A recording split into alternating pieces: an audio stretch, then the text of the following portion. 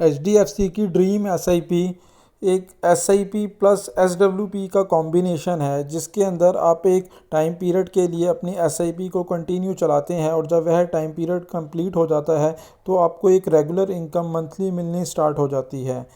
HDFC की dream SIP ICI की freedom SIP और एसबीआई की मित्रा एसआईपी से मिलती जुलती है। अगर आप इसकी डिटेल देखना चाहते हैं आईसीआई और एसबीआई की, तो उसका लिंक नीचे डिस्क्रिप्शन में दिया गया है, जहां पर जाकर आप देख सकते हैं कि आईसीआई की फ्रीडम एसआईपी और एसबीआई की मित्रा एसआईपी किस तरीके से काम करती है। HDFC की ड्रीम एसआईपी के अंदर आप 7 साल, 10 साल, 12 साल, 15 साल, 20 साल, 25 साल और 30 साल तक के लिए निवेश कर सकते हैं। इसे हम एग्जाम्पल के तौर पर समझते हैं। यदि आप 7 साल के लिए अपनी 10,000 रुपये मंथली की एसआईपी करते हैं तो 7 साल कंप्लीट होने पर आपको हर महीने 10,000 रुपये मिलना स्टार्ट हो जाएगा।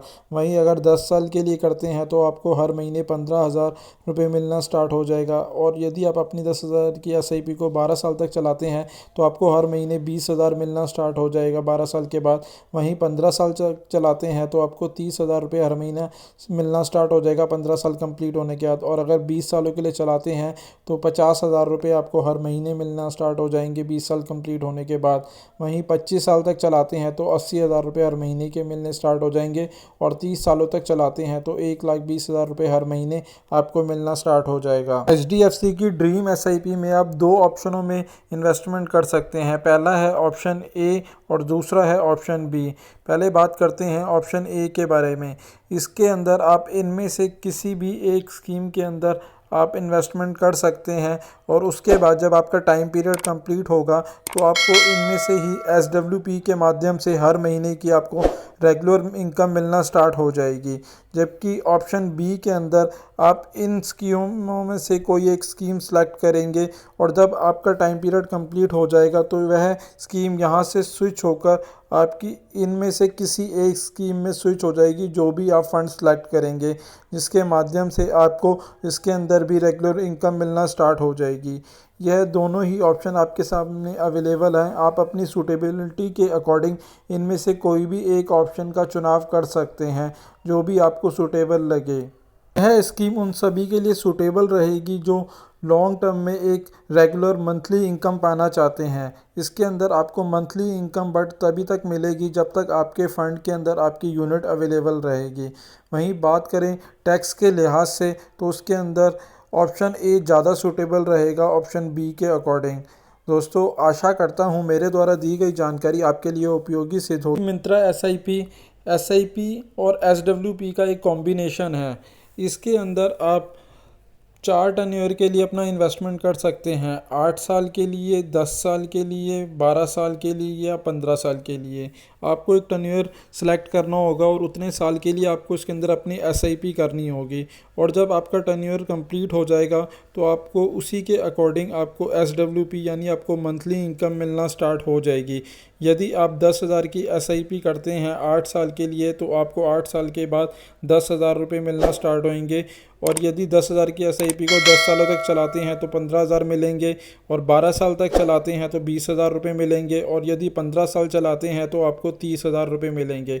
इसके अंदर बेसिकली क्या है, आप स्टार्टिंग में कोई एक फ़ंड सेलेक्ट करते हैं जिसके अंदर आप अपने टाइम पीरियड जो भी आप सेलेक्ट करते हैं 10 साल, 15 साल, उस टाइम पीरियड के लिए उस फंड में आपकी एसआईपी कंटिन्यू चलती रहती है। और जब आपका टर्नओवर कंप्लीट हो जाता है तो आपको एक दूसरा फंड सेलेक्ट करना होता है जिसके अंदर आप स्विच होकर अपना जो टोटल अमाउंट है वह वहाँ ले जाएंगे और वहाँ से फिर आपको मंथली एसडब्ल्यूपी मिलना स्टार्ट होता है। अब मैं आपको वो जानकारी दूंगा जो आपको कोई भी एजेंट या डिस्ट्रीब्यूटर नहीं देता है। मान लीजिए आप अपनी 10,000 रुपये की एसआईपी करते हैं और उसे आप 15 सालों तक चलाते हैं और उसके ऊपर आपको सालाना का 12% का रेट ऑफ इंटरेस्ट मिलता है एनुअल का। तो आप जो है 15 साल में अपना अमाउंट जमा करेंगे, वह करेंगे 18 लाख रुपये। वही अमाउंट आपका 12% के रेट ऑफ इंटरेस्ट के अकॉर्डिंग बढ़कर जो हो जाएगा वह लगभग 50,45,000 रुपये तक हो जाएगा। तो जब आपका 50 लाख रुपया एक फ़ंड से दूसरे फ़ंड में स्विच होगा तो इसके ऊपर आपको long term capital gain tax देना होगा। यह आपको तब देना होता है जब आप किसी भी इक्विटी फ़ंड के अंदर निवेश करते हैं और 1 साल के बाद आप विड्रॉ करते हैं, तो आपको जो 1 लाख रुपए तक का प्रॉफिट होता है उस पर तो आपको किसी भी प्रकार का टैक्स नहीं देना होता, पर उसके ऊपर के अमाउंट के ऊपर आपको 10% का टैक्स देना होता है।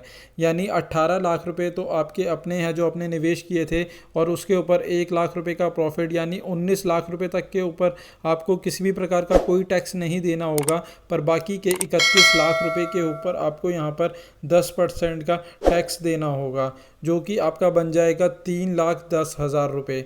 तो आप खुद देख सकते हैं कि जिस टाइम पे यह आपका एक फ़ंड से दूसरे फ़ंड में स्विच होगा तो आपको सीधा सीधा 3,10,000 रुपये का तो ये ही इकट्ठा ही नुकसान हो जाएगा, जो आपको पता भी नहीं चलेगा। अगर आपको इस नुकसान से कोई फ़र्क नहीं पड़ता तो आप इस स्कीम में इन्वेस्टमेंट कर सकते हैं।